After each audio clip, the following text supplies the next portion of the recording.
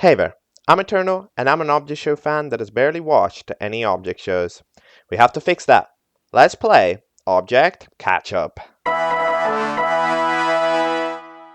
Hello and welcome into Object Catchup, the series where we discuss object show episodes right after watching them, whether they are new or old, famous or unknown. It doesn't matter, we will get to it all. So, we have had a couple of news, of course, from the world. BFDIA is releasing on December 1st, which is going to be interesting. I'll have to deal with that when the time arrives. However, for the meantime, today's episode actually does have a theme, and the theme is boo. Oh, I scared you, didn't I?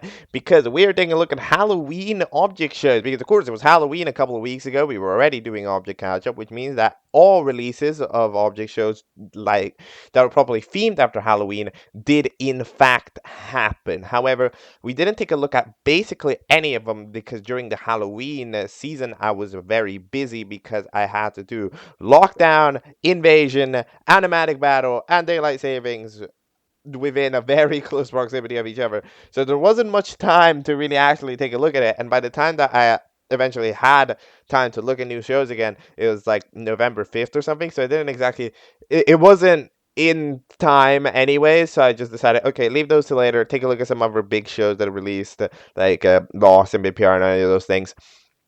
So yeah, that was kind of the situation. Now here, however, we are back because we will, return and watch most. I don't know if we'll watch all of them. We'll watch most, if not all, of the Halloween thematic shows that have propped up throughout the Halloween season. Better late than never. You know what they say. And we're going to be starting off here with the most popular one, as far as I'm aware. Because I have a lot of shows on my list, but there can always be more. I know I've missed stuff. I know I missed stuff, but look, it's gonna happen. If I eventually re-find it, I'll put it on the list. I promise. Everything that I do find goes on my list to eventually take a look at. But I can't know what I don't know, right? So yeah.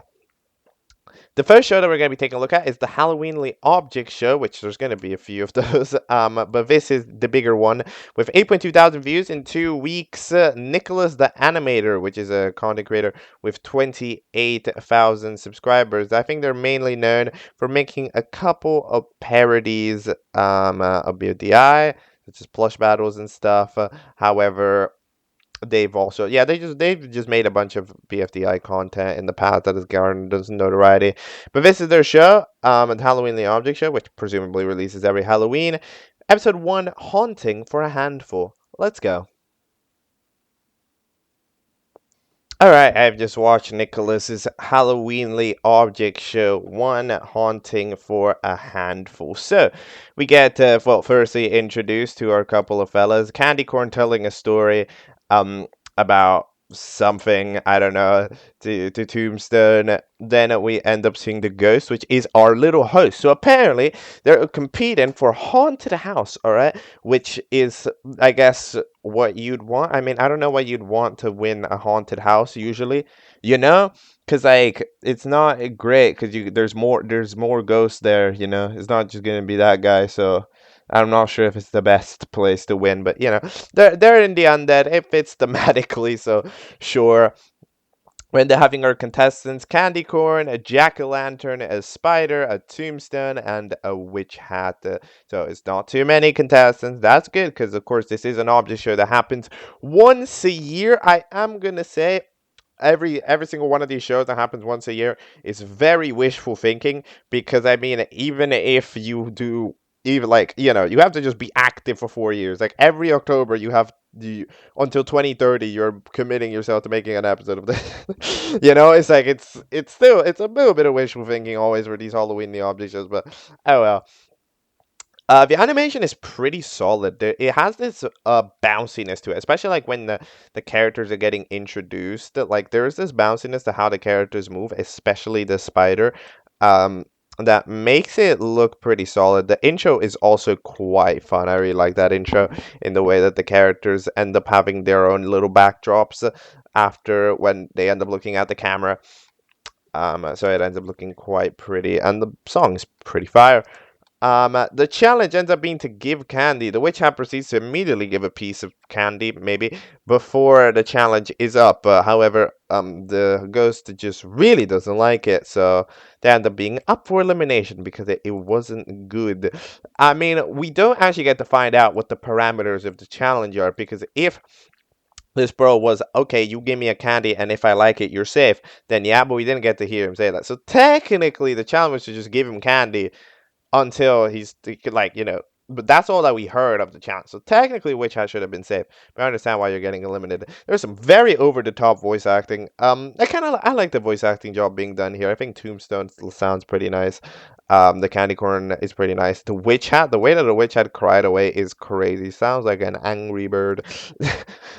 The spider doesn't speak. The spider speaks in like Minecraft spider noises. But ends up pretty fun. You see how much they're wobbling. Like it's pretty cool. Candy corn ends up getting eaten by the ghost because Tombstone decided to deliver candy corn themselves. So that means that they are safe. Of course, death, cannibalism, and all that stuff. But in general, it's a Halloween object show. The Tombstone is literally about death. Death is one of the main topics, so I wouldn't expect the contestants in this show to experience that much remorse for one another. So I would understand if the Tombstone would kill a guy. Like it just makes sense. It just like if it's so yeah, sure.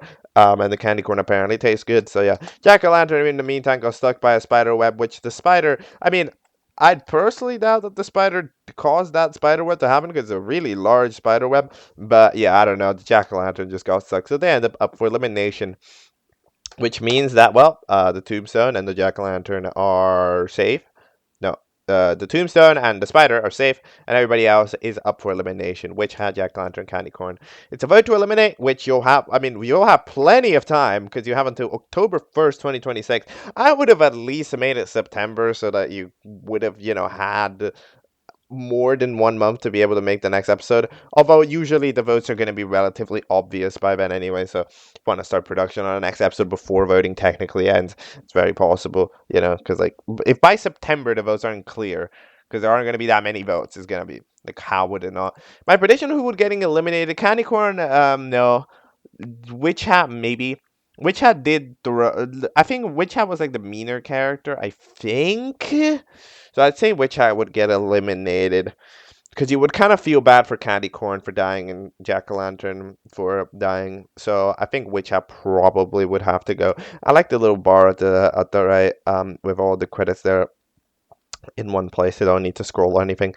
But overall, this show was animated pretty well, other than like the ghost asset, which does suffer a little bit from the way that the outline isn't perfectly set up. But other than that, the show's animated very cleanly. It's very nice. It's very wobbly. Voice acting is good. Music is good. And, it was a simple episode, but for a simple concept with not a big cast to deal with, and just supposed to be the fun little Halloween thing. So I absolutely don't mind with it at all. And I mean, if I'm around by next Halloween to take a look at it at episode 2, I will. But it's a long way in coming until then. So yeah, cool show. I see why it's got its own 8,000 views. So yeah, all right, that's all. Next. The next object show that we're going to be taking a look at is the Halloween Object Show, but a different one this time. This one has freaking a hyphen in between the Halloween and Lee, which makes it different. However, the main difference with this one is it's actually been running for a while. In fact, 3 years ago it started, which means it's had a version, an episode 1, an episode 2, and episode 3, and this year, an episode 4. It is created by Pen Gelatin and Donut Fan 17, who unfortunately I do have to include the current username of, even though they have specifically stated it's not their username. The current username is called I Like Men. So I mean, look, I guess I love it. It's written. It's gonna be written down there. Very apologies to you, not because that's a problem, just because that's not their name. But yeah. We're going to be starting off here by watching episode 1, released 3 years ago. It is titled Mine and Minis. Let's go. All right, I have just watched the Halloween Lee Object Show, one mine and Minnie. So we got introduced to our cast here by the Pumpkin Basket host. So okay, a very interesting thing takes place here. With some of these characters like the skull and the pumpkin basket is, instead of doing lip syncing, right? Like instead of doing that, we are instead taking the mouth and we are doing we're like using a gif of it going growing and shrinking back down, growing and shrinking back down. Like it's interesting. Like it's not opening or closing. It's just growing and growing, which I will say doesn't make it look like they're speaking that much. I mean, like, I see what they're going for. That I much prefer like how the gravestone loop is, because there it does, even though it's not accurate lip syncing, like it is still lip syncing, right? Um, like there's still mouth movement that is like, okay, this is talking, right? Instead, the mouth going, like it's not too much of a thing. But I understand this show feels okay. So I think this show's made in one day because if the voting ends in on the 30th of November, and then the next episode on the 31st, which implies that there's only 1 or 2 days to make it, roughly ish. If it's gonna be releasing on Halloween, which means that it is very fast, as far as the pacing of creation is concerned. And you can kind of tell, I don't know if this is scripted that much because the way that these characters are speaking doesn't feel like they're really like that's been written. It sort of feels because they maybe gramble on a little bit too much, which implies that it's not exactly like that. However, maybe it is written, to be honest. We have our characters here. Boo, which is will scare you when you're not watching. That is what Boo tends to do, so I will say that is an accurate interpretation. Then we have got Grayson, which is not proud for killing many people, which is interesting because the gravestone doesn't kill people, it just says that they died. So, I mean, I'm not accurate representation. Inaccurate. Then we got the eyeball, which is just an eyeball. An eye rhymes with mine, so true. There's a skull. They are very evil. They will murder everybody. So, all right, that's fair. That's fair. We have, by the way, eyeball looks like the Mario eyeball. So that's like the second character that is Mario inspired. And then there's the witch hat and broom, which is gonna do magic tricks. And then there's turkey. Wrong holiday. That's Thanksgiving, but oh well, it happens. They're just very thankful. There's so much thankfulness. So the challenge is pretty much fully RNG. There's 6 M&Ms. Pick one, and then eventually one of them turns out to be safe, while the other ones end up being gone. I personally would have made one change. I would have made 2 people safe because I think one person being safe makes the challenge relatively relevant. Because like if Boo wasn't safe, like would Boo get out? Not really. Like there's not that big of a deal for being safe. Like here, that would have made 2 people safe, so it's like a bigger deal. Like basically, being up for elimination is a bigger deal if there's less competition, right? If there's less people to vote for. So I would have made 2 people up for Elam, at least for this challenge, so that 2 people safe for the challenge, so that at least it's a more contested elimination. They try to have reasonings like orange being the color of Halloween, green being the color of grass, blue being the color of the sky, red being the color of blood, brown being the color of turkey. Apparently, even though that's more orange. Then the color ends up being, well, orange ends up being the same color. Wow, good job, Boo. You have successfully won. And that means that everybody else is up for elimination. My prediction is Thanksgiving probably gets out. Although they are kind of funny. It's the wrong holiday, right? So it's like, we're watching a Halloween object show, we're thinking about Thanksgiving, and dare I say, if anybody from not the US is watching it, I'm not sure. But this is about to save though, which does also, however, give the possibility of them being saved. I am gonna think that the eyeball could get out. I'm gonna say that either the turkey or the eyeball gets out. I think the other three should be relatively safe. Although the gravestone did say that they wanted to be eliminated, so maybe they could be eliminated. I don't know. Well, I guess we'll have to find out. Let's go to the next year. The next year, well, episode 2 is titled "Get the Rock Spy." Wait, get the Rock Spider here. Oh, spider, because it's the spider that spies. Spider. Okay, I see. Get the rock spider here. Let's see if the quality has increased from 2022 to 2023. Let's go. Okay, so that is episode 2 of the Halloween Object Show. Get the Rock Spider here. So, we end up having ourselves the elimination ceremony, which I get extremely wrong, by the way. Out of the 132 votes, it ends up that Turkey is safe first by a significant margin, and then Eyeball is safe immediately after, meaning that I got it completely wrong. I'm quite bad at predicting vote saves, to be honest, but yeah, it makes sense. Turkey is the funny character because like, oh, yo, you're not meant to be here, haha. Right, so that makes sense. But then by one vote, to be honest, this was a very close though voting because it was 22, 22, 20, and 19. Other than Turkey, everybody else was really close to getting eliminated. But Gravestone gets eliminated because, like, honestly, to be fair to them, they were not exactly a character that wanted to be in the show. And historically, Object Show voters do not enjoy a character that is refusing the show, that doesn't want to participate, that doesn't want to win, that doesn't want to be here, right? Is not the type of character that does well in Object Shows, and in fact, they won't. One critique that I am going to give to this show, though, is that there is this weird, like, pause. I don't know if you can hear it, but like sentences in this show have so many like awkward pauses to them, almost as if they like there's an extra moment to breathe that shouldn't necessarily be there, you know? Like you should just breathe further. You know?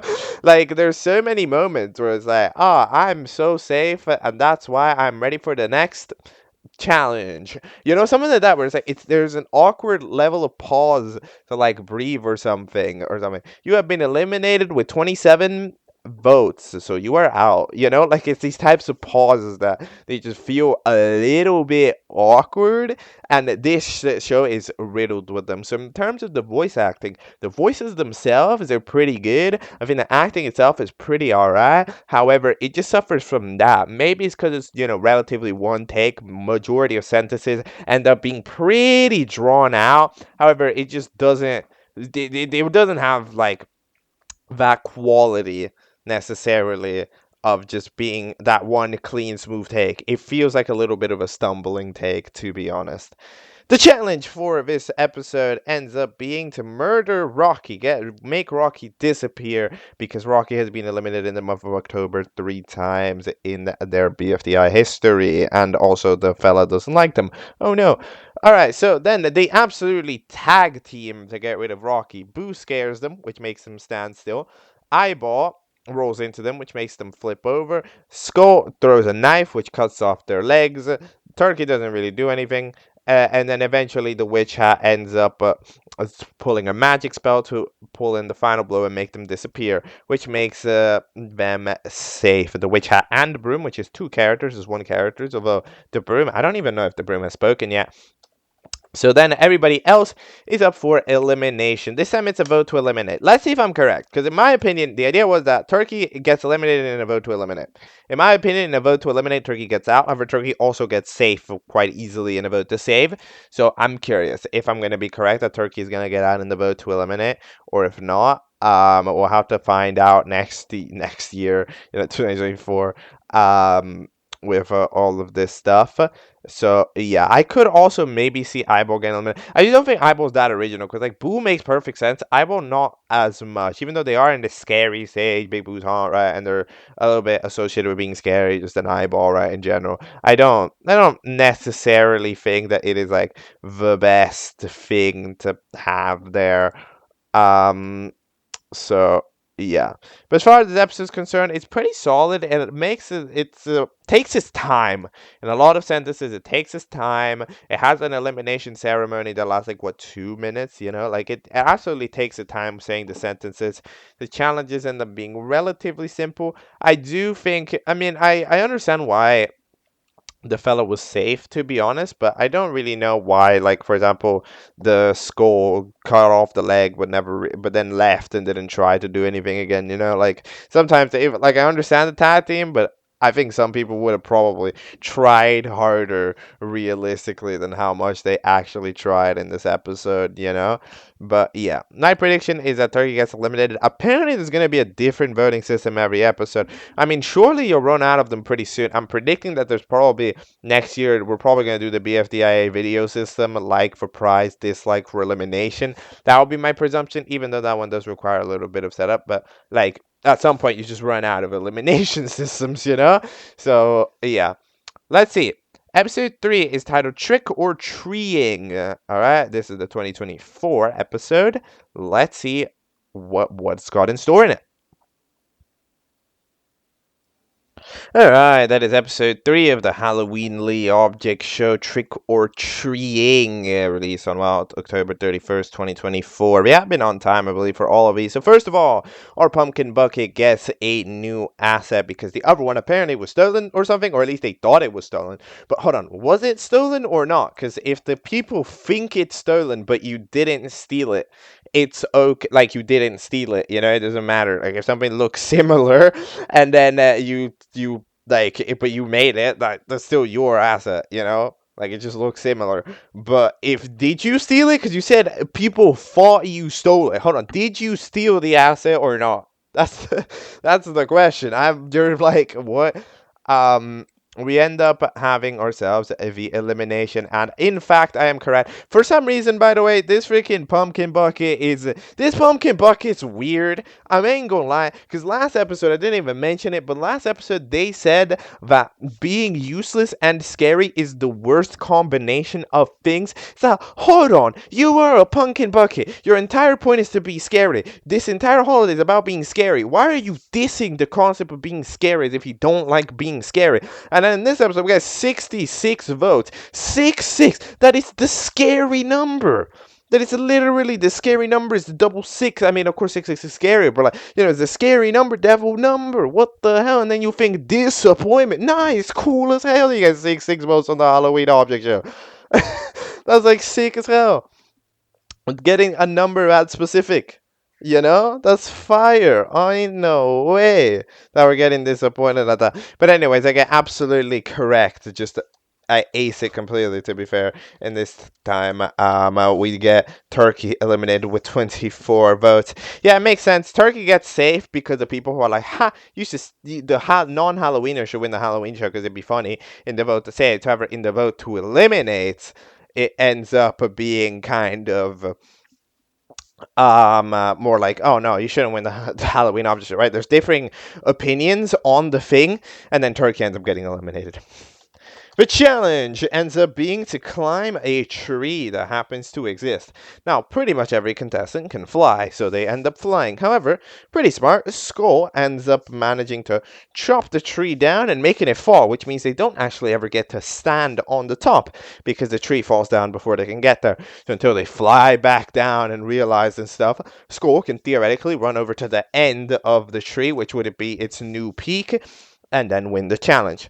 That's all fair, however, unfortunately, Eyeball was charging up an attack, and then proceeds to take advantage now that it has become easier, and win the challenge themselves, which means this goes up for elimination for the third time.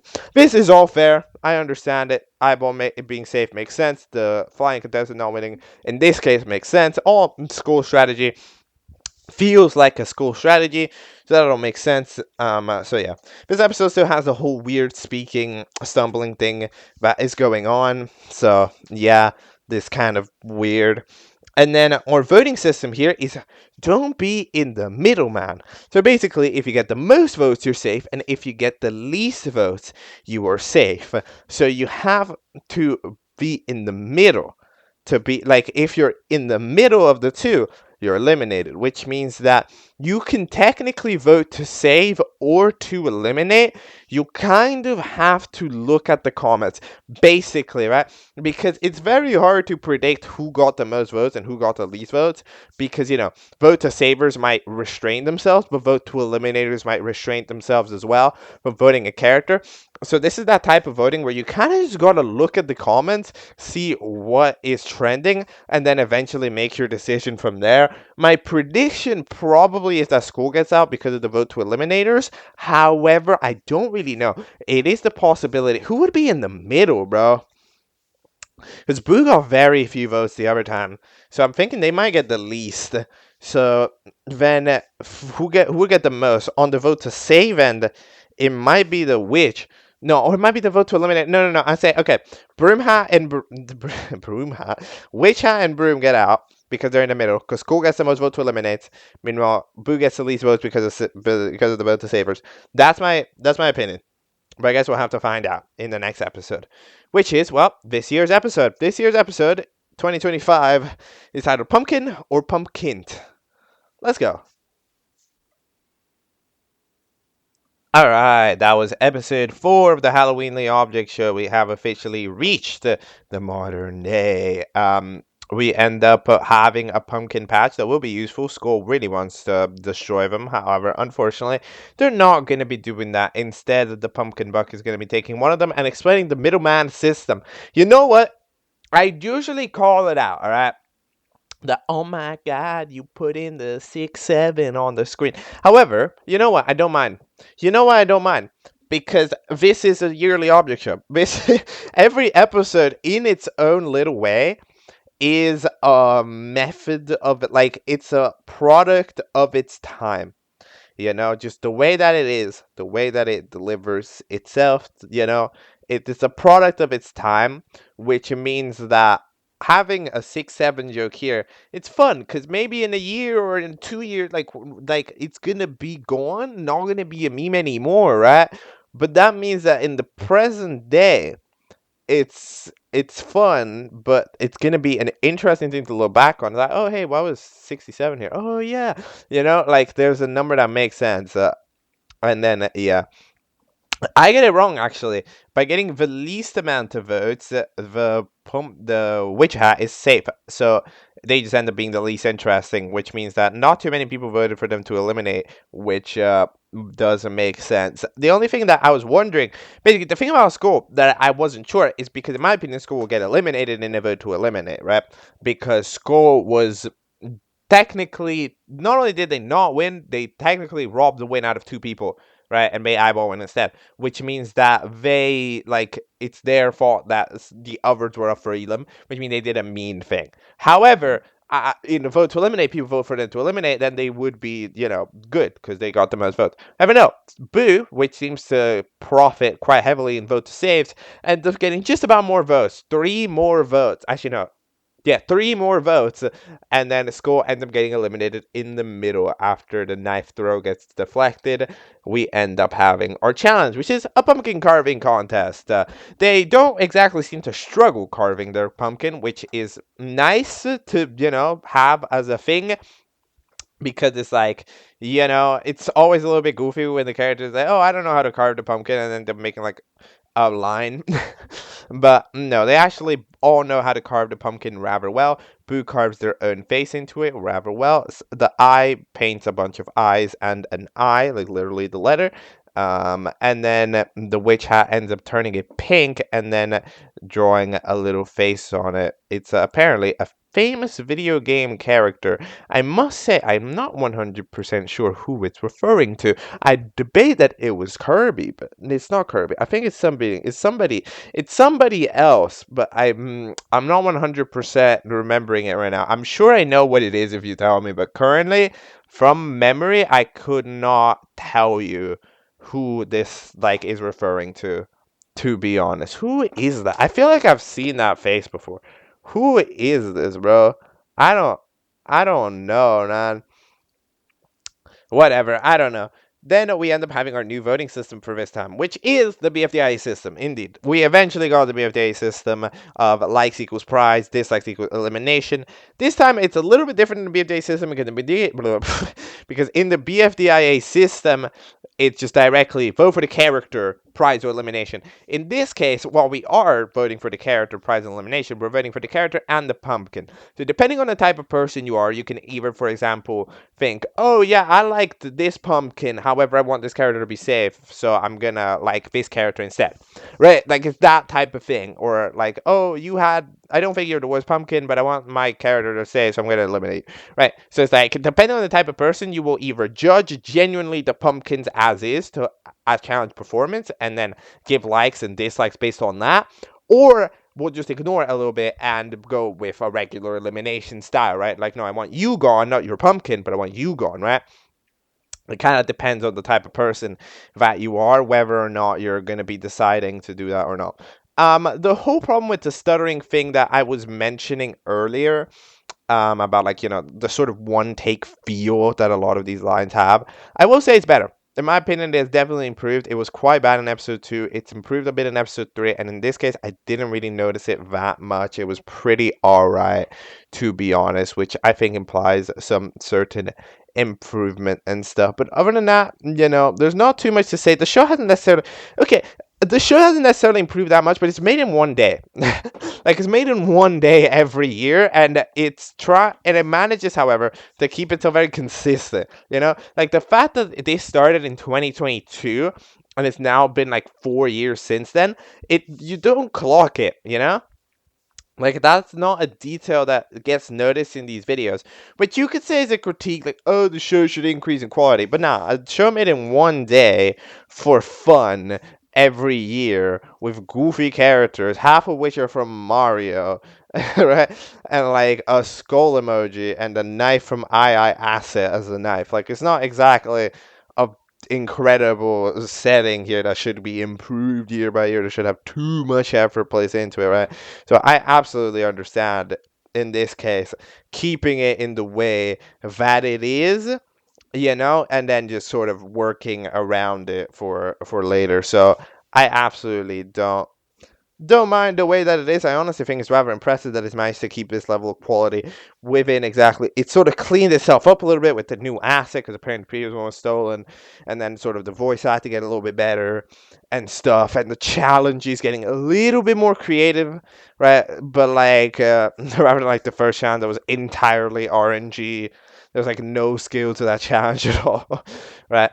But yeah, we're improving, and I'm going to keep it up yet again. If next year I'm around, I will take a look at episode 5, which should be, I think, the second to last one, right? Because final 3, then final 2, then it's the last challenge, yeah. So, it's going to be interesting to see. That's all. Next!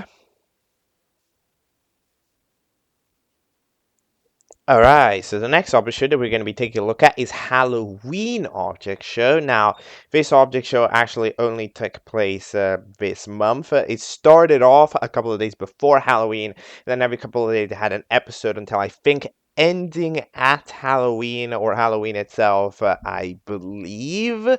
I'm not 100% sure because I don't know, but it ended up having 5 episodes. They're all relatively short, so I think we should do a little bit of a speed round through them. Starting with episode 1, It's Midnight and Everything. Let's go! Alright, that is episode 1 of Halloween Object Show, It's Midnight and Everything. So we end up getting introduced to our contestants and our hosts. For some reason, the gravestone doesn't believe in ghosts, which is interesting. I mean, I've been trying to figure out if they should believe in ghosts or if they shouldn't believe in ghosts. Because they do, they're gravestone, they host a dead fella. But like, isn't that a sort of a spiritual thing, because like, oh, they're being stored and then the ghost can fly around. I don't really know, but like, I think that's a thing, right? Anyways, eventually we end up having our host fella, which is an eyeball. Okay, eyeball. And then we have the 6 contestants. Ghost, a broken house. I don't think it's a haunted house, it's just a broken house.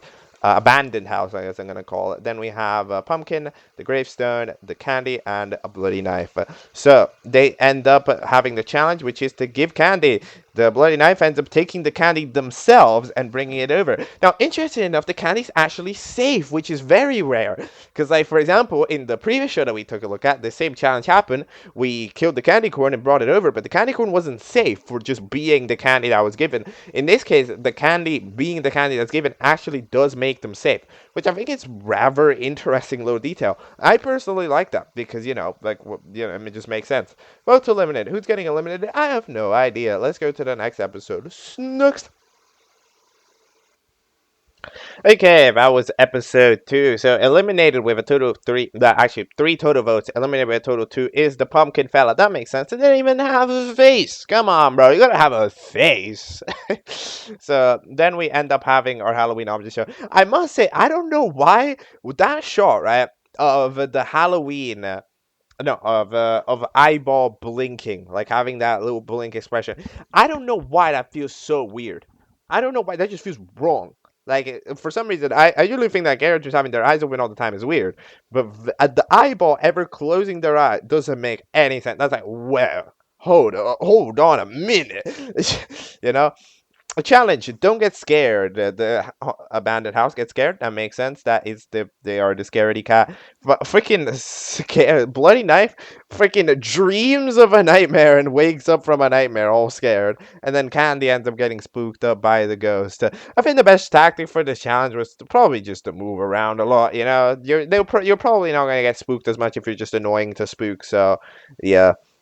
By these characters just sort of standing around doing nothing, they end up making themselves susceptible to anybody who's coming in and going like boo. So yeah, that makes sense. I did enjoy how they just disappeared. That was kind of fun.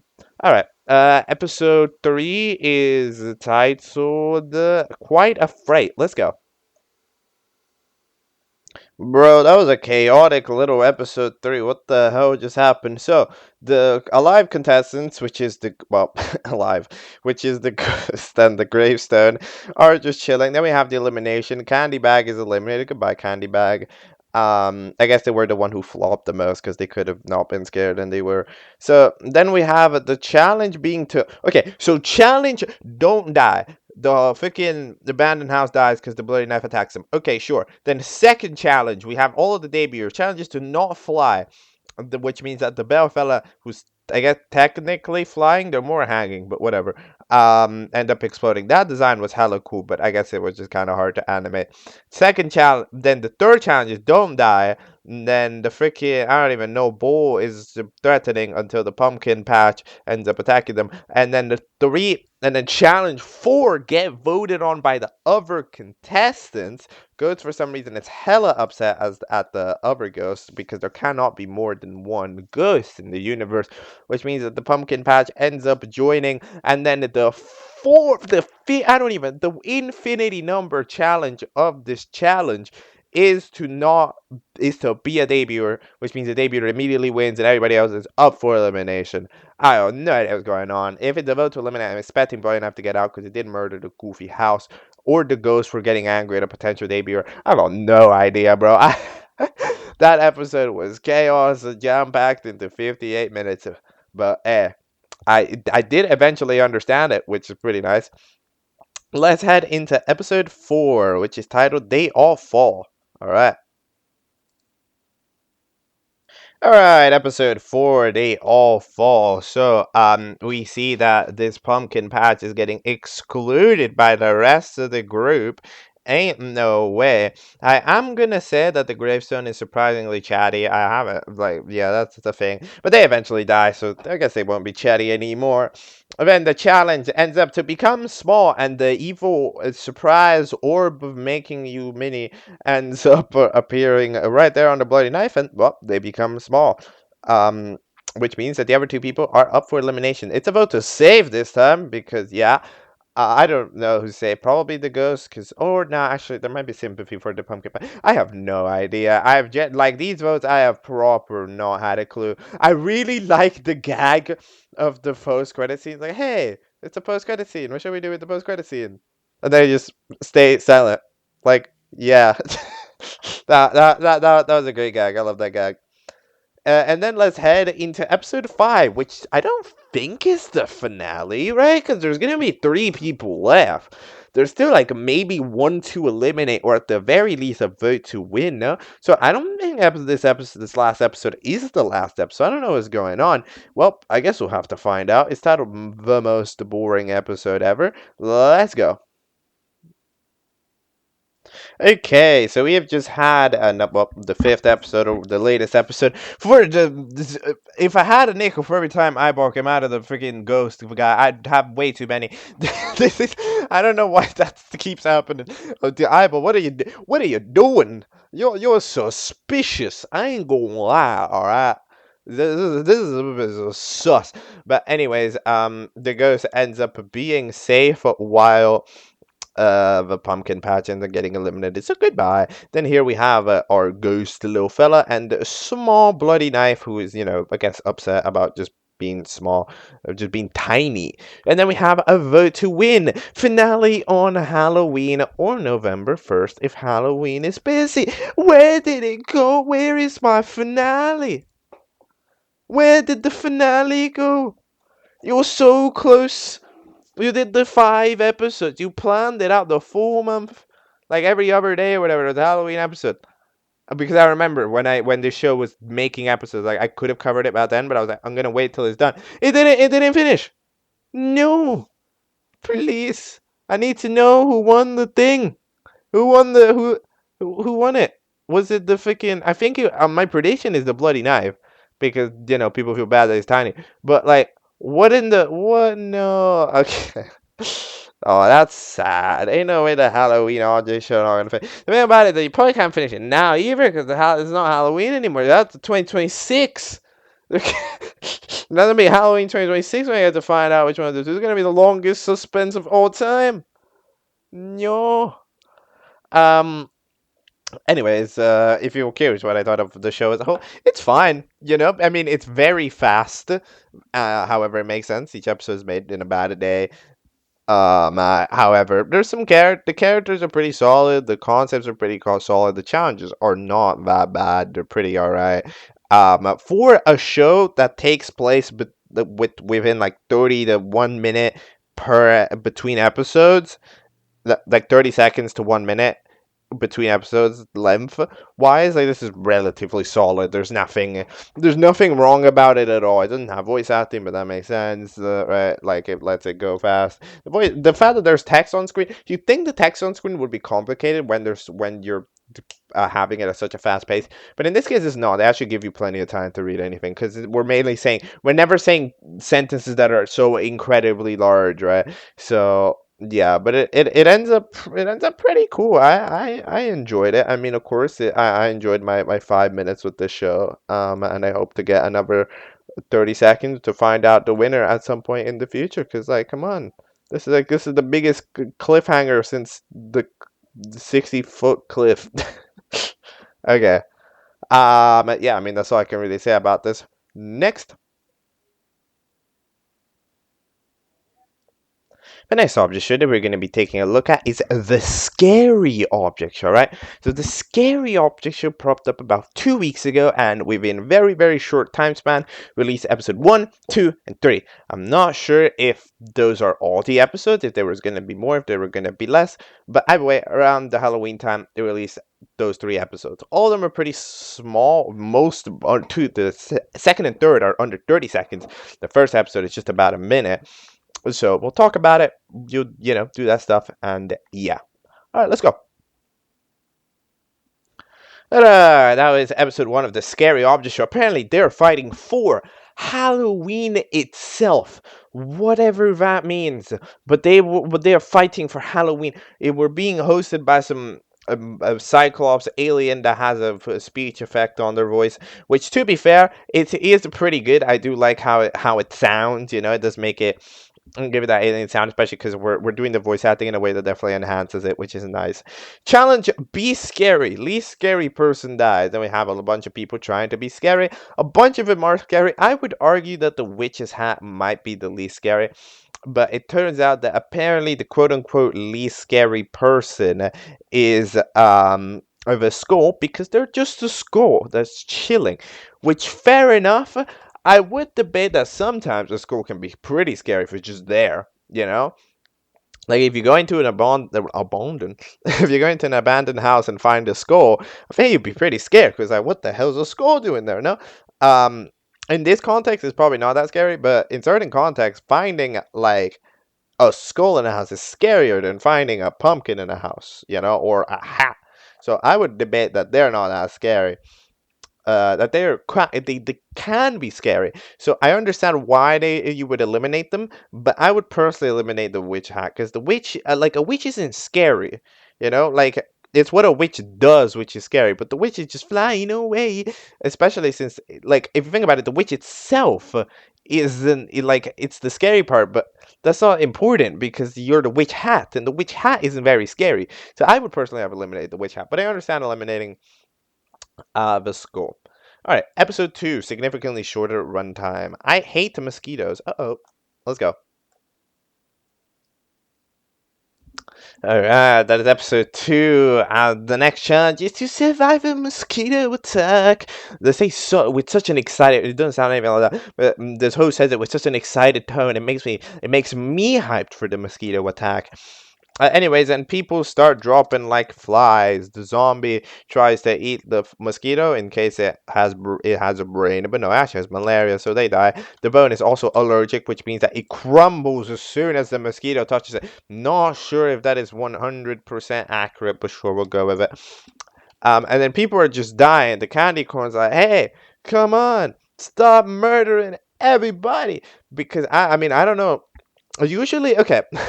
The thing about it is, usually it's a given with object shows that we would have recovery centers, but maybe we don't. Maybe we don't have a recovery center. Maybe people are just dying for good. I don't know. And I must say, in all of these episodes, I will say that it is quite a detail.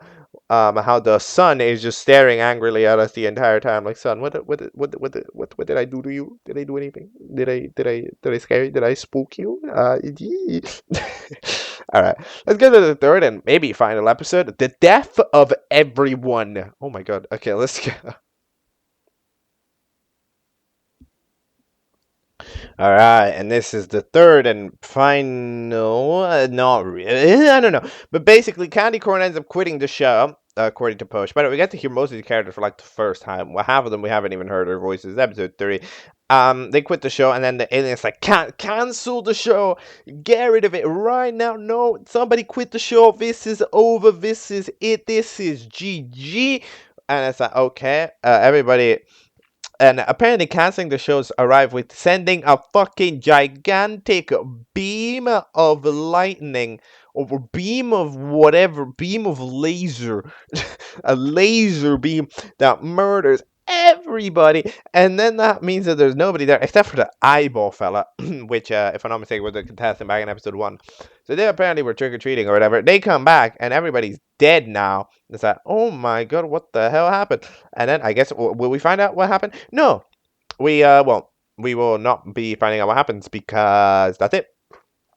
Either that those 3 episodes are all of the 3 episodes that we have of the show so far. I don't think the show's over because that would be a pretty anticlimactic point to end it on. It's like it feels like something else is supposed to happen. It's like, no, you gotta bring it back. What the hell are you doing?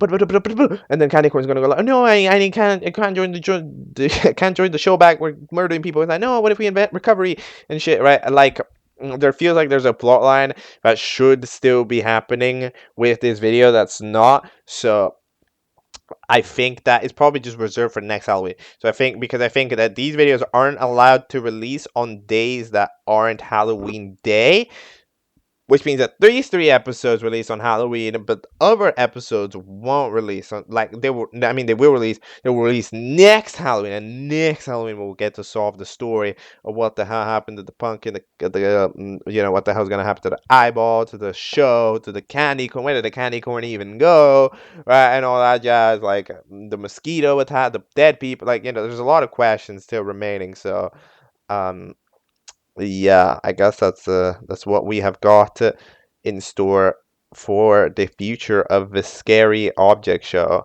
which, yeah, it's gonna be fun to find out. Anyways, that is all for the scary object show that I can really say, because this video was 18 seconds long. It's already looped like 400 times. Let's go next. Alright, the next show that we're going to be taking a look at is called Spooky Object Shows. Now, Spooky Object Show is created by JaxToonz. It has had one episode released on Halloween, so I'm not exactly sure what the schedule of this show is. I'm guessing it's every Halloween, but I don't know. I guess we're going to have to find out by watching. It's a relatively short video at only 1 minute long. So, let's watch it, let's do all that stuff, and yeah, we'll talk about it. Let's go.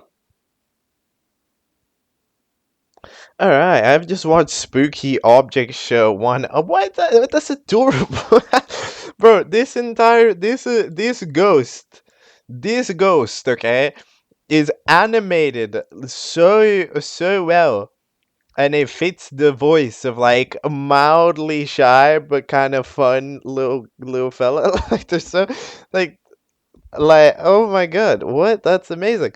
Okay, like just look, you're seeing it right now on your screen. Look at how they move. Look at how many like expressions. They're such an expressive little fella, and they end up doing everything. And even the other characters are interesting. They battle for a spooky burger, which I mean, I don't know about spooky. I think there's a different word for it, but sure, we'll go with that. It might be AI as well, but eventually they all must get the spooky burger, and the skull eventually manages to catch the gravestone, which is the first challenge, and is safe because they run faster than the gravestone. So good job. The freaking ghost claps them. Yay!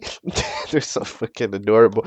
Um, and then everybody else is invited. Dude, no, I'm being 100% for you. This ghost is the most adorable character of all time. There's no way they said, hello, is this on the way to the in the freaking voting screen. Like, bro, that's crazy. That is insane. That is cool. Anybody else is up for elimination. So yeah, that was a very cute little episode. I absolutely adore this ghost. The challenge was relatively simple, and most of the contestants don't really get to do anything. But they all do get one line, but yeah, the like cauldron. I don't even know what they're saying. They have way too much of an effect on their voice. The pumpkin just kind of says anything, but eventually doesn't go catch them. While the triangle, I don't know what that is, ends up asking what the prize is, and then the score ends up actually doing the challenge. So you know what? Like everybody does get to speak. Everybody does get a turn, which considering it's 1 minute, that's all fair enough. And yeah, just adorable little minute. We don't actually get any clarification about when this show's releasing. We just know that next episode, you know, the one character will be limited in the next episode. When is next episode? I don't know. I don't think there's. I think the voting is still open as far as I'm aware. So I'm not sure. Like, is it next year? Is the initial is the initial thing that I'm thinking? However, I have no idea.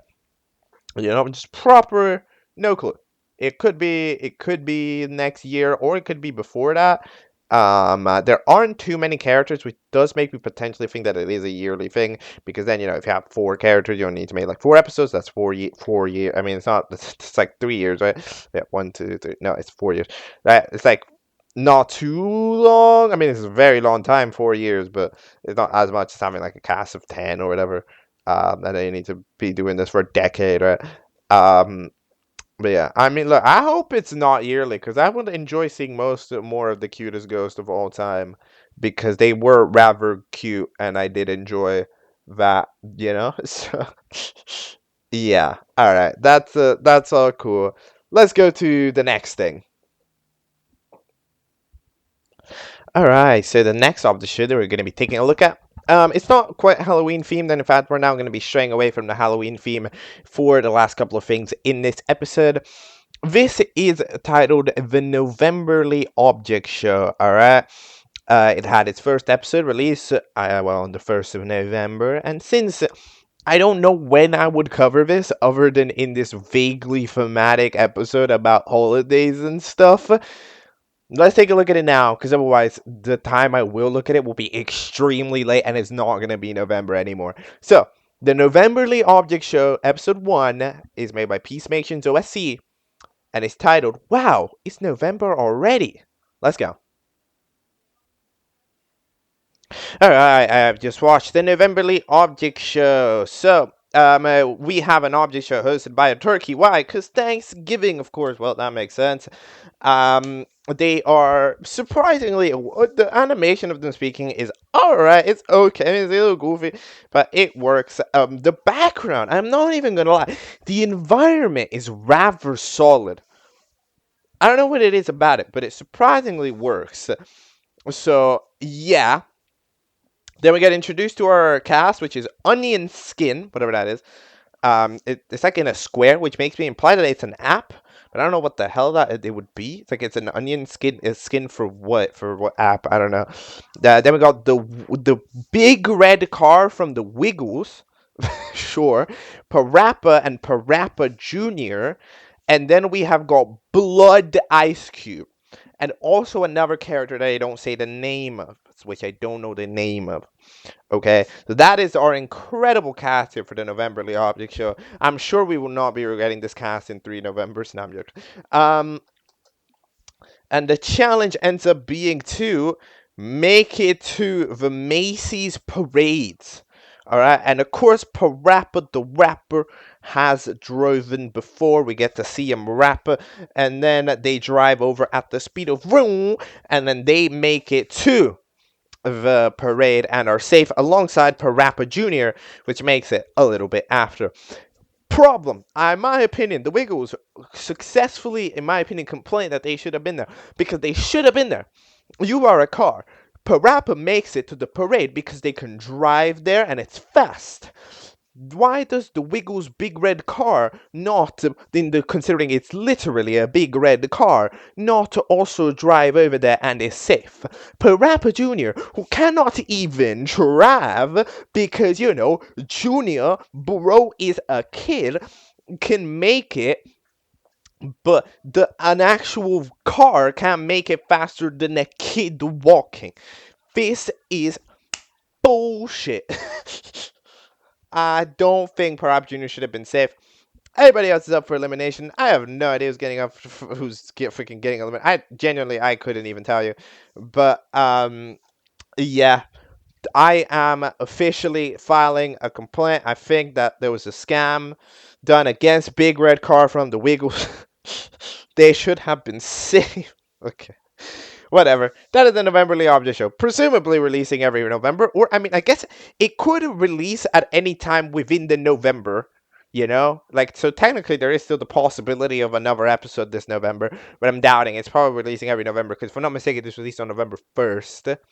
Yeah, indeed. Parappa is good. Good description. So that is my presumption.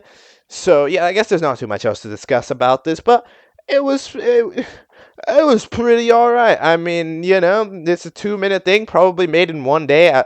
I doubt it took that long, so yeah, it's all cool. Alright, next. Alright, so the next object show that we're going to be taking a look at is Sinister Showdown. So Sinister Showdown is a show made by Goldfish OSC, also known as Goldfish the Burger. It is it's actually the first creator, actually no, the second creator I ever covered that's not Jack and Jellyfy, because I covered their Battle for McDonald's series right when it released. It was very fresh. It was the newest episode release, if I'm not mistaken, since I had started the series. It was the first episode to have released since I started the series, which means it of course got special treatment and got covered in the Teapot 20 episode. This fella has released just about a week ago the 8th episode of Sinister Showdown. Sinister Showdown has been a series that has been ongoing for a while, since 10 months ago in the first episode, called Thantaphobias Nightmare. We will watch this series, discuss it, and do anything. So, yeah, let's start off with episode 1, Thantaphobias Nightmare. Let's go. Okay, I have just watched Sinister Showdown 1, Thantaphobias Nightmare. Okay, first of all, we gotta talk about this title. What is Thantaphobia? Because I don't know what that is. Because I know about Thanatophobia, which is like, I don't even know. But I think it's like the fear of death or whatever, right? And there's like trypophobia, which is a entirely different sounding word. There's like fear of holes or whatever. So it's like I don't know what Thantaphophia is, but like it is a word. It does sound like a word, which is why I'm entertaining its existence, but I don't know what it is. Um, we end up one by one getting introduced to all our contestants, which I appreciate. We have Apple Rocket, which is a pretty interesting idea. This sort of computer chip, I think, fella. I don't know. It might be a book as well. Actually, you're probably a book. Actually, yeah, I think you're a book. A light bulb, a magnet, a rainbow, a dice that really doesn't look like a dice. Out of the assets are hit or miss. Some of them are actually quite solid. Some of them are quite poor. I think the dice is definitely the poorest one. But like the trophy afterwards, I think it's a pretty solid design. Looks like a trophy. The top up, pretty solid, you know. The sunglasses as well. Kind of enjoyed the sunglasses. They're kind of fun. The bicycle, however, is pretty rough. But like some of them are pretty solid. And then we divide themselves into the teams. The teams are based on the color of the character. Yellow team for the yellow contestants. We have a blue team for the blue contestants, and they say white and gray. I'm gonna call it the monochromatic team for the white and gray contestants. So that's all fair. Then the challenge is dodgeball. By the way, we're getting hosted by I think a microphone because I don't know what else that would be. Dodgeball, but it kills you if it touches you. So we get to see honestly pretty excellent little shot after Apple dies. Like as far as trying to look sinister, haha. That has to be probably a very good shot at trying to figure itself out. Then the other characters are slowly dying, and the red ones especially just die. It's a little weird because they're not actively getting like we don't see them getting hit by the ball, but it's kind of weird. We just kind of see them dying, like seeing the freaking top hat get sliced up. You know, like we didn't see the ball actually hit them. We just saw them get sliced up, which is kind of like okay. I mean, I guess that can happen. Then time's up. Red team is the one who lost because all of their members died. I don't know if we saw all of them die. Like when did Rainbow die? You know, like what? I don't remember that, but I guess, yeah. No idea who's getting eliminated. It can honestly be anyone. I'm predicting whoever is on the D because I generally don't even know who that is. It's like way too zoomed in on them, so I don't know who's there on the D square, so I'm gonna guess it's them. But yeah. Episode 2. Hi, I made this while I was on the phone. Okay, that is episode 2. Hi, I made this while I was on the phone. So, first we have our elimination where we get 173 votes. Okay, alright, hold on. I'm sorry for doubting you here, but you got 173 votes? How did you get 173 votes? No, I'm being 100% because the episode 1 of this show has 134 views. But there's like nothing there. Like there's no like that you would not only need to get you would need more than the amount of views in number of votes. However, there's no comments on that video, and there's not even a description for a poll or whatever. So how the hell do you get 173 votes? Where are they? You have like a TikTok or something? Where are they from, bro? Anyways, with 33 votes, apparently, Rainbow gets apparently eliminated and gets to explode, which is fun. Then we have ourselves an intro. The intro's fine. However, we have this one jingle that goes. It's a pretty nice jingle. However, it does have to loop 3 times before we actually wrap the intro. So I'd maybe recommend you could just speed up the intro or B switch song because if it doesn't fit, it doesn't fit. Like we can't force it to fit. It's just gonna sound weird, especially when it fades out completely, only to fade itself back in while we're still on the intro. You know, it's kind of weird. I was also wrong. It's a pocket knife, not a microphone. That makes sense. I don't mind. Challenge is something to do with cars. I originally thought it was a race, but I don't think it's a race. It's just like a death battle, but they're on cars. It's like don't fall off the car or whatever.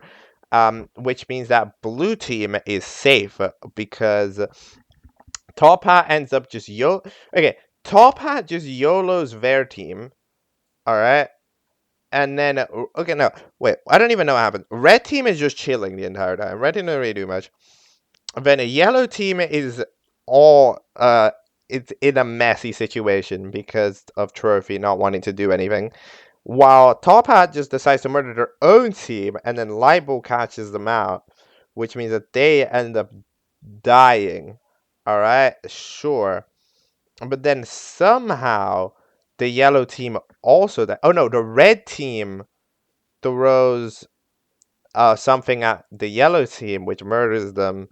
And then the blue team, who's just sort of chilling and chillaxing in the middle of the situation because like majority of their teams disqualified anyway, they couldn't really do much, end up just sort of chilling themselves out and not being up for Elam. I kind of get it. Who's getting eliminated? I got no idea. Let's find out what number of votes we're getting in the next episode, because I'm honestly more curious about that at this point. Episode 3, The Bang. Okay, that is episode 3 of Sinister Showdown. Bang! So, the voting numbers for this episode after our intro again. By the way, okay. Here's the thing about this intro. It's so loud as well. Please lower the volume of it by like 3 decibels at least. It's actually so loud. Not only has a pretty rough loop, but it's so loud compared to the rest of everything that is like OMG. I need to just mess around with the volume slider like constantly throughout an episode. But anyways, 43 votes, which is significantly less than the other time. I'm still suspicious about them, though. You want to know why? Because, why are they, like, all for the freaking flower? 17-7 for second place is, like, crazy when you consider that. I don't think, like, what did they do? What did the flower do to you? You know, what did the flower do in the last episode to cause this mass voting? I don't really get it. So it's kind of a weird thing, but I mean, okay, sure. If they got 17 votes, they got 17 votes.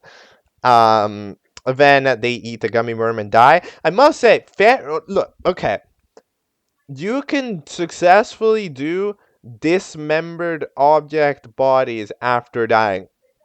That is officially in your arsenal. Those look honestly pretty good at their job. You know, they're solid. I have to admit that absolutely it is pretty good. So yeah.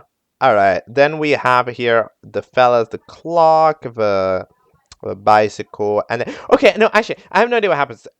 I've been just, I really forgot that I don't have any idea what happens. So for some reason, all of this next dialogue is recorded so quietly. It's recorded like ultra quietly. I have just no idea what they are saying. But I believe it's something on the line of survive, and then blue team doesn't survive because like an icicle falls on the head or whatever, and then they like die. So then they're up for elimination. I don't even think we got to see the balloon fella, but like I don't even know. Umbrella appears there in the middle. Somebody says, "Have my loss." I don't. No, that's not what they said. Because no, I'm not even joking. YouTube has no idea what is being said either. Hey guys, I vote SCH. Like you see, there's no idea. YouTube has no idea what's being said. I have no idea what's being said. I don't know what the challenge was, but blue team's up for elimination. Let's keep it moving. Episode 4. You're right. Okay, what the hell is going on? Okay, I just watched episode 4. So we have, first of all, a total tally of 16 votes take place in this event. So the number is dropping down steeply, which is interesting. We do get to see at the end of the episode that apparently you're supposed to vote at the straw poll in the comments. What straw poll? I'm checking these comments. There is no straw poll to be found. I don't know if there was a different upload of this video. If we're talking a different platform, I was originally suggesting the idea of TikTok, but if it was on TikTok, it'd be vertical. No, so I don't really know where the votes are coming from, where the votes are. But either way, yeah. Then we have an intro that's supposedly the one from Cake and Steak. No, not the one. That's the one from Teapot because we have the Teapot start. And then we have our initial clap. And then Apple shows up. And then there's just nothing. The entire rest of the song plays itself out. Nothing is on the screen. I mean, at that point, just cut it off. No, like, bro, whatever. We end up having the challenge being to grab me a water. However, they don't even get time to finish their sentence, and red team has lost. What did you do, red team? How did you fuck up getting the challenge so bad that you lost before even happening? You know, This is the type of episode that I don't really like, because like an episode like that first one or that second one, like they made a bit of sense. But these episodes, it's like the last episode and this episode is like, I don't even know what the challenge is. We don't get to see any of it play out, and it's just in general, it's not very good. Like I just have to admit it. But let's go to the next episode, episode 5, D&D. I've just watched episode 5 of Sinister Showdown, D&D. I was not expecting whatever the hell that was. Okay, so we have a regular-ish episode. Okay, first of all, let's talk about the thing that I've been talking about for all the other episode. Where are these votes coming from? I still have absolutely no idea.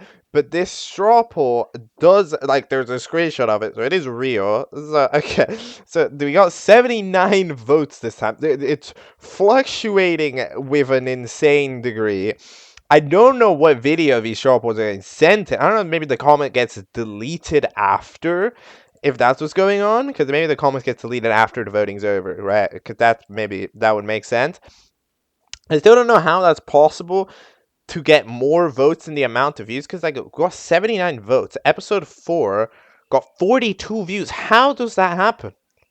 I don't know. How is that a thing? Like that doesn't make I don't know. This doesn't make sense to me that much. Then eventually Umbrella's out with 30 votes. I don't know what they did. I guess they were the unlucky one this time. Then the challenge is D&D, which is Dungeons and Dragons. Now, I mean, look, there's a little bit of a misunderstanding here. Dungeons and Dragons doesn't literally mean you're in a dungeon and there's dragons. It's just the name of the concept, but whatever. So they end up trying to fight dragons.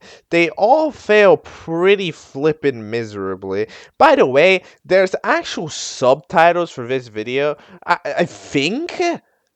Are there? There is. There are subtitles for American Sign Language.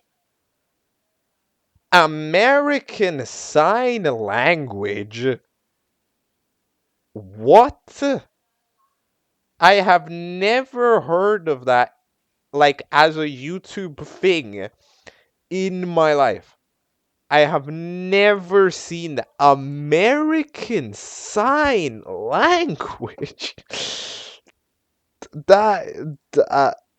Okay. Well, it does seem to be properly transcribed by somebody. It's relatively subject. They don't manage to do everything, whoever it is, because they're just gonna manage it. And then eventually, for some reason, partway through this episode, somebody else says the line where the red team dies, Magnet and Apple, which is pretty solidly animated, by the way. Ends up being, it's definitely somebody else VAing it because there's sound effects and everything. But yeah, that dragon just absolutely cooks them all. In fact, everybody gets cooked on that red team. So the red team dies, but eventually they get cut off mid-sentence, the microphone, and then evil microphone appears. Oh no. There's like some EAS alarm in the background. And then the hit texting run appears on the screen. The microphone is off there with background music, subliminal messaging. You only have time flies. You only have so much of it. Use it wisely before it runs out or whatever. I don't know what the message trying to be sent here is, but they got hijacked or whatever. Sinister Showdown has been hijacked. What the hell's happening? I don't know. I'm low-key kind of curious now, because this was not the type of plot twist I was expecting from this show. You have successfully intrigued me. Let's go to episode 6, The Direction of Light. Okay, I have just finished watching the 6th episode of Sinister Showdown. The Direction of Light. So, okay. Here's the deal. I appreciate the effort that is put in to create something like this, right? Because the effort that is required to have a concept this sort of vague in the sense of it's like, you're sort of being hijacked, you're doing it kind of horror in a way, in a style, right? And all that. Just having this concept, I already appreciate it, right? It's not a concept that you see very often, object shows usually tend to be quite lighthearted and stuff. So having just one that is like you're directly doing analog horror in its purest form, that would be a pretty interesting idea. That would be a pretty interesting concept, and I absolutely understand it, and I don't mind it at all. Here's the deal. The problem is it just doesn't make that much sense. Like, that's just kind of the thing about it. So we start. Okay, let's start from the beginning. So we start off here with well, actually not a rendition, with just Karma Waits. We start off with Karma Waits, which is not actually the only time we've seen a show do their own take on the Karma Waits song, in terms of what scene to have for it. Here we have a little bit of a scene here with the Karma Waits song. It's pretty solid, I must say. I think it's pretty alright. We get to see some moments here, them sitting down, thinking in the chair. We gotta zoom in. We get a shot of all of the contestants here in one of the scenes. Then later we get an ultra time lapse of the entire show. So far, we get to see the moment where it all went wrong, right? Where microphone got invaded by evil microphone that's always watching phone. I keep saying microphone. It's a pocket knife. I'm so sorry. I just remember. You look so much like microphone from my eye, and stuff. I in my mind because like a freaking Karma Wait. Pocket knife. Okay, so the pocket knife and the evil pocket knife, the evil pocket knife. All right. Then we end up having the freaking fella. Like, I've always been bad with names, by the way. Like, I'm super sorry. I do this for every show, and I apologize every time. Anyways, we end up having the shot of all the contestants, the shot where it all went wrong, right? So then, as far as the Karma Waits is concerned, that is absolutely fine. And then at the end, they get up and they go confront whatever. I don't know where they are, by the way. They're in like a house or a chain. For a moment, I thought they were like locked up. They're like in a jail. Maybe evil fella was like took over. Was like, yeah, I'm gonna lock you up, right, in a room with one chair. Like, for a moment, I thought that was what was going on. Because otherwise, I don't really know. I don't really know what's going on otherwise. So yeah, but we end up having some of those. And then eventually the comment ends. What happens? We get some shot of dead people. No idea who's dead. I think one of them is Magnet because I sort of recognize them. I don't know who the other dead person in there. I think one of them might be Apple. One of them has some text on it which I couldn't actually read. Missing. Oh, missing. I don't know who's missing. I don't know. But then eventually microphone ends up encountering the evil counterpart, but then somebody, or actually just regular microphone, I think, just end up going, nope, debut, let's go, random debut, let's cut off Karma Waits to do a debut with Prime and also Prime logo. I don't know, but then immediately after the debut, we end up going back into the analog horror like you see. I'm trying to describe this. Do you see how it doesn't make that much sense? Because it's like we've what is happening?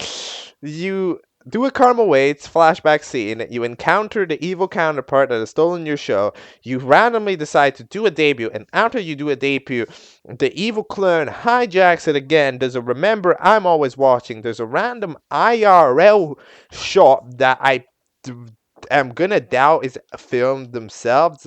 Although, I mean, it could be. I don't know what it would be. But eventually, after they turn around, nothing actually happens in the IRL shot, by the way. They go down a flight of stairs and they ID and they think of opening the door. They like reach out their hand to it and eventually they turn around. Nothing actually happens, but the signal goes missing. I will say that the music actually used in there, in that moment of, the remember I'm always watching, it's pretty solid. It gives off the right type of vibe because it is music that's actually used in object shows but distorted and slowed itself back down.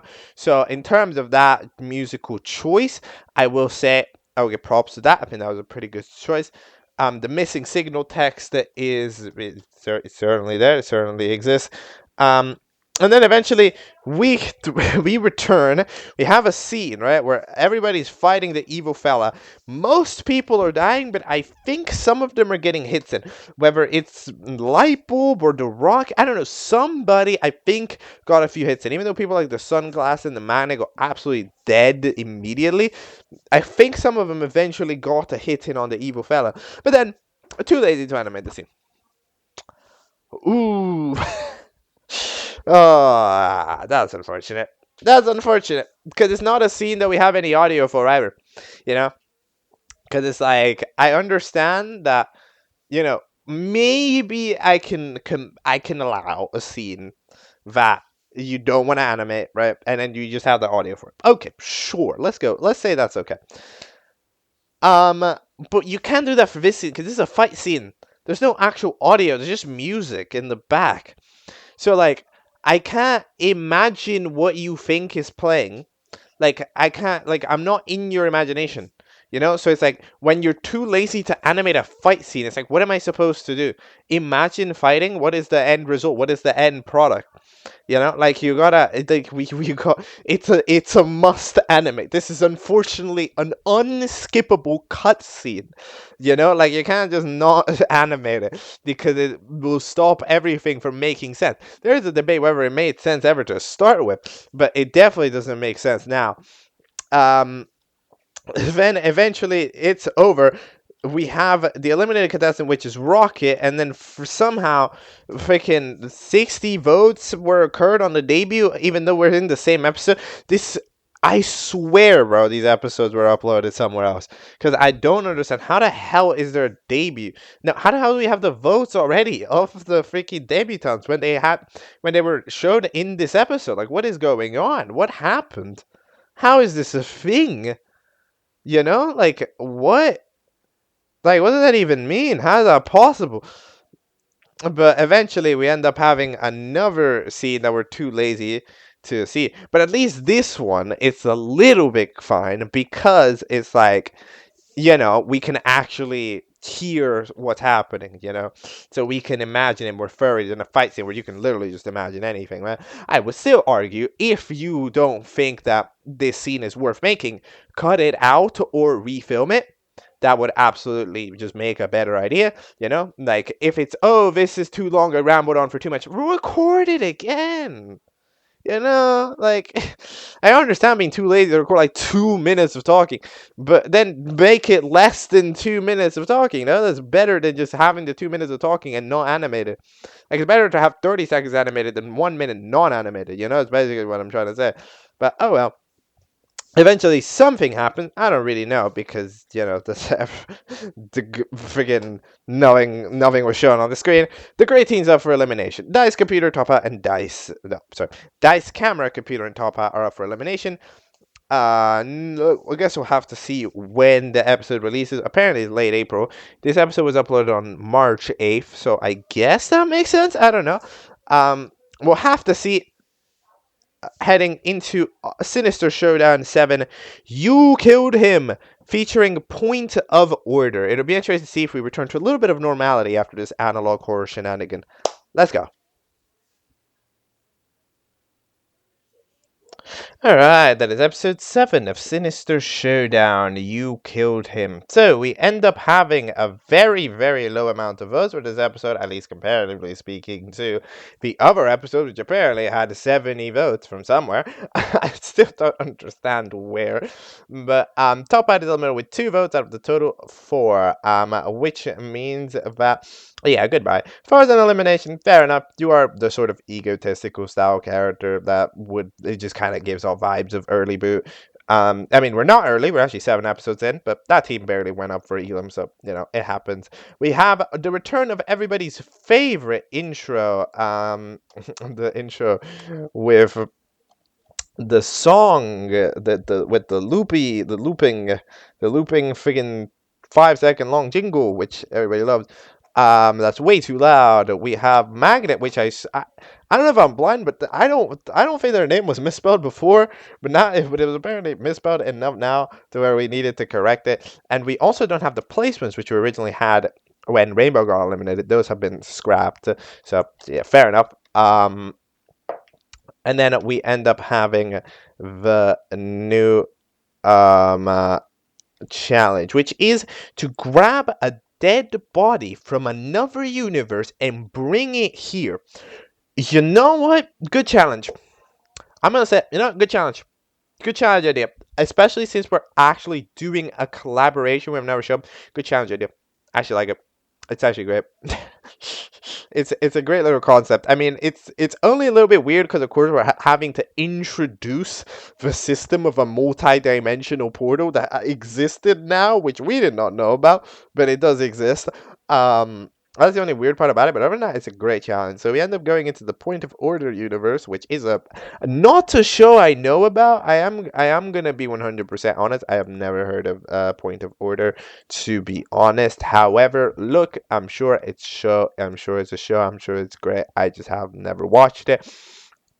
And it's currently not on my list. So eventually, the red team ends up just slicing up a freaking, I don't even know who it was. It was some green ball thing. And then they bring them back and are safe. The gray team are debating what to do. In the meanwhile, the blue team ends up going to BFB and somehow just freaking slice up 4 in half. How do you even do that? I don't think 4 would let you. I don't think 4 would let you do that. I'm gonna be for real. I don't know about the green character from Point of Order because I don't know who that I don't know who that is. Maybe they are just that weak. But 4, I've seen 4. 4 won't go down that easily. I ain't gonna lie. I don't know if Bicycle and Balloony here had much of a chance. But okay then. All right. To be fair to the 4 voice is it's relatively accurate. I think the 4 was pretty well voice acted. And I am glad that we do get to see an Ice Cube interaction with Ice Cube. Ice Cube seems quite angry at the existence of the other Ice Cube, which I guess I don't know what the reaction would be. I don't know if that would be accurate or not accurate. I mean, like, there are no, I don't know. I genuinely just have no idea. I guess Ice Cube does kind of have characters that resemble them, like Bracelety, and I think Ice Cube, on average, tends to get along with characters like Bracelety, who are basically just like extensions of themselves. Um, so maybe in the meantime, the gray team ends up getting something. I don't know. We don't get to see. And they're up for Elam after Sunglasses gets hella pissed at Trophy. Vote to eliminate Lightbulb, Sunglasses, or Trophy as the yellow team. I do like the way that this voting screen is structured. It's pretty solid. Although I will say it's a little bit disappointing that the Sunglasses, the asset isn't properly drawn here. Like, we get to see the eyes and the legs, but we don't actually get to see the glasses part of the sunglasses. Come on, bro. What the hell? I'd expect Sunglasses to get out, but I don't really know. But the votes in this show doesn't make sense. Anyways, then there was a hiatus, 7 months hiatus it took, and in fact, this playlist actually ends right here. We are gonna have to go to episode 8 of Sinister Showdown, which released 6 days ago. So we're probably gonna get a good old revamp of a lot of stuff. Let's go watch it, and then we'll talk about Sinister Showdown. It's recontinuation after a couple of months, and see if it has improved and what we think of it. Found you. Let's go. Okay, I have just finished watching Sinister Showdown 8, Found You. So, we start off here with a scene explaining in the last episode that Apple apparently did not understand the challenge, which, I'm glad to know that the contestants themselves sometimes don't know what the host is saying either. I thought that was just me. But we didn't have ourselves a new. Well, actually, first of all, nearly everybody had a new design. Now, I don't think everybody has a new design, but a bunch of people have a new design, especially on the gray team. The camera's a new design. The dice is a new design. Actually, looks like a dice this time. The laptop has a new design, which is also quite solid. The knife has a new design. Libel has a new design. Pretty much everybody has a new design. It's like 1 or 2 exceptions. Pretty much everybody's a new design. Have ourselves an intro, which isn't that good. It's honestly alright. I don't mind it at all. It's maybe paced itself a little bit fast. Like a lot of characters barely get to finish their squish and stretch, as it's called, until they're already gone. However, in general, it ends up relatively fine. I don't really mind it. And then we are in some sort of like weird moment where you gotta be safe. There's some monster attacking. Laptop gets eaten alive, which, oh god. And then we have the elimination. So the elimination ends up being to be safe, go into a safe room. So then Lightbulb safe with 0 votes, and then nearly everybody else is safe with 1 vote. No, actually with 1 vote is out. So Trophy is out with 2 votes, which yet again makes a total of 3 votes. Which still, I don't know, I'm just questioning where the votes in the other episodes are right from, man. Like, I'm sorry, how did we get 170 vote or whatever it was? It was more than 100 votes on like episode 2, because it was like, how did that happen? Yet again, it was more than the amount of views. The voting numbers here make sense, and even some of the later voting numbers, like the 12 to 20, those still would make sense, right? I'm just like, how is it? Because we did see that the straw poll was real.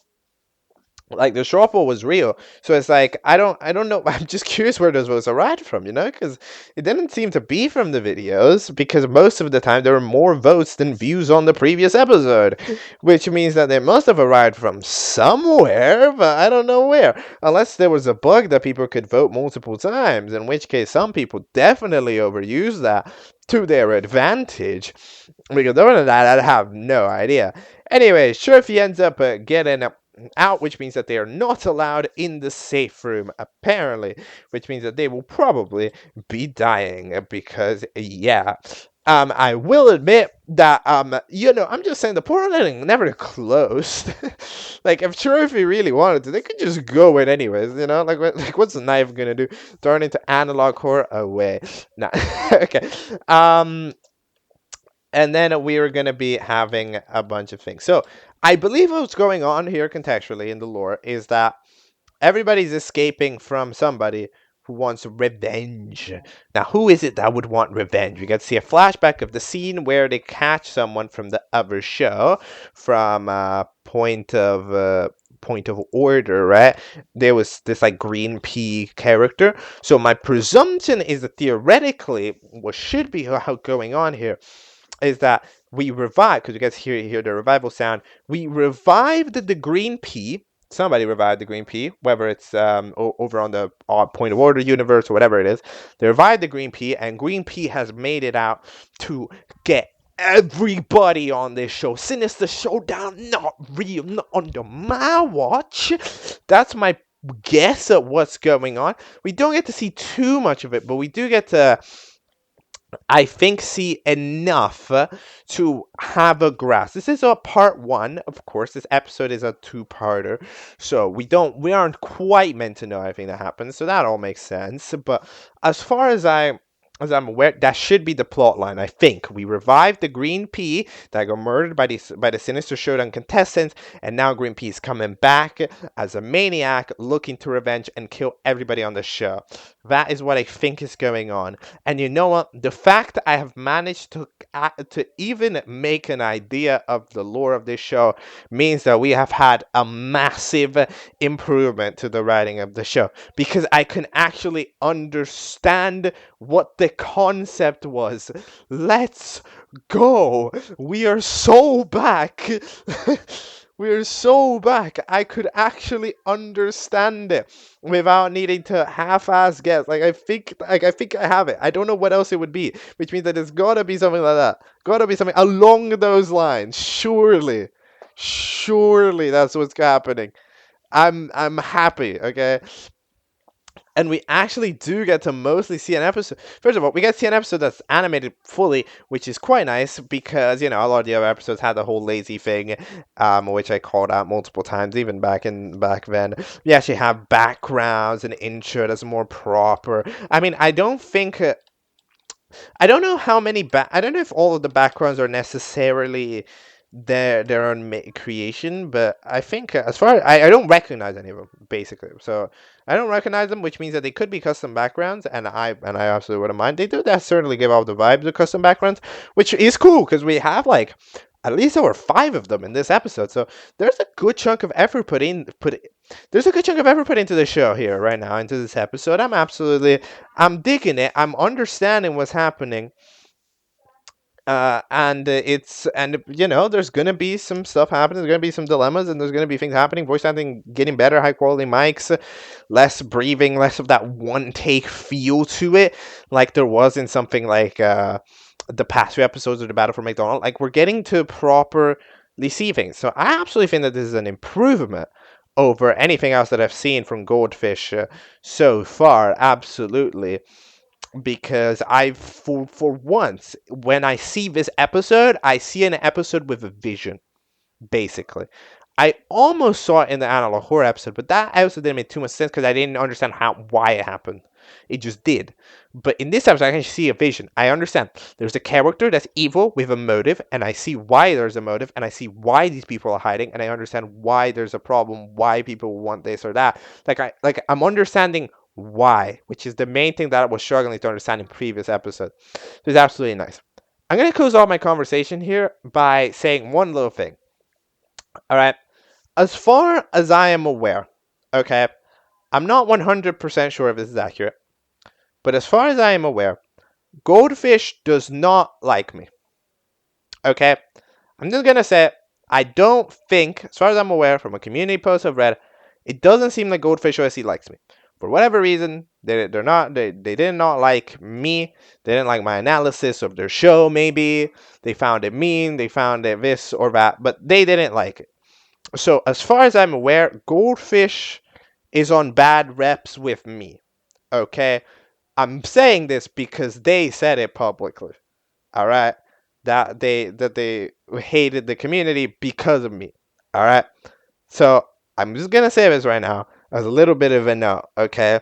That I know, but I, as Object Catchup person that is going to be catching up with all of the object shows, have to cover. It's part of my rule set. You're a creator I've covered before, and I include you in the ecosystem of creators that I covered before, which means I am going to keep up with the shows that you have made. I'm going to discuss them and any of that jazz. All right. If you do not like it, you can not watch it. You can do any of that stuff. However, like by the rule set, I feel like I should continue, all right? Because either way, I don't really see a negative, Like maybe I'm criticizing the show, but it's more publicity, The person can themselves can go check out the show and then maybe give it additional, maybe give it their own opinion, right? Like if you think about it, like all publicity is good publicity, right? Like even if I criticize the show, you can go see, oh, what did they criticize about? And then maybe they disagree and they enjoy it. Like there's all of this stuff that is like in general, I don't think it's a negative. And this type of feedback that I give, right, to these videos, they should be taken in as like a lighthearted thing, Like if you want to just continue making episodes where you're not animating a lot of the scene, then you're just kind of doing it's sort of this one take style and all that stuff. Like you can do that. I'm just suggesting what it would take to have a show that, under my eyes of the show, would make a better overall product to watch as a neutral. Because I think that this perspective on it is very important. Like as a show, like as somebody who does things, I think that one of the most important things is always having that external opinion of somebody who wouldn't know otherwise. And I think I can deliver that to shows, as in a way. It's like I can deliver that opinion of somebody who's just watched an episode to a show, because maybe to somebody like a show creator, they can they understand what they're trying to mean with a scene. However, maybe who I'm completely unfamiliar with it, can look at a scene and directly say, I didn't think this made much sense, because like what the show creator sees in their own show is directly going to be different, because they know all of their future plans, than somebody here like me who's in the moment and doesn't know what's ever happening in the future of the show. So each like episode review is a time capsule of how I felt at that moment. I think that it's very useful for a show creator, which is also one of the reasons why I do it. Alongside, of course, just wanting to keep up with more object shows, wanting to be around the community, all that stuff, right? So, yeah. If you don't like me, basically, I apologize. You still watch the entirety of the thing. You're still here. But, I apologize. And I hope that you don't mind if I cover any other stuff from you in the future. Okay, Goldfish? All right. That's all for today's episode. Let's do an outro. Alright, and that is going to be all for today's episode of Object Catchup. This episode was a little bit different than usual because we took a thematic throughout this episode. We took a look at most of the Halloween object shows, not all of them. There's specifically one which maybe a lot of you might know, which I could have covered, but that would have increased the runtime of this video by about 2 hours. So I decided to not cover it. Either way, it's not a show, despite being called the Halloween Object Show, it is not a show that is forced to release episodes on Halloween, which also means that, it's gonna eventually have other episodes, and I think I will eventually get to it naturally through my regular selection process. Because a lot of these shows, I wouldn't have covered them for ages. I decided to cover them here together because, okay, alright, I'll tell you the story. Basically, the Halloween Object Show, the first video that I covered by Nicholas, that one I had naturally to get to because as far as my selection process is concerned, that was the next thing I had to watch. However, I decided that instead of watching that and then something else completely unrelated, I was going to take that opportunity to just simply take a look at all of the Halloween audio shows that were around, just my list. So that way I was kind of done with them and I didn't have to be February and take a look at some one of them, right? So I decided to do that, all right, and then we're all chilling from that perspective, right? So yeah, I will remember that other show. It's on my list. I'm absolutely gonna take a look at it someday, but not right now. For now, that is going to be all again for this episode of Object Catchup, Halloween special, quote unquote. See you for Halloween shows of these for these shows that we watched. We're all caught up. We'll see you next time for probably a more regular episode. Goodbye.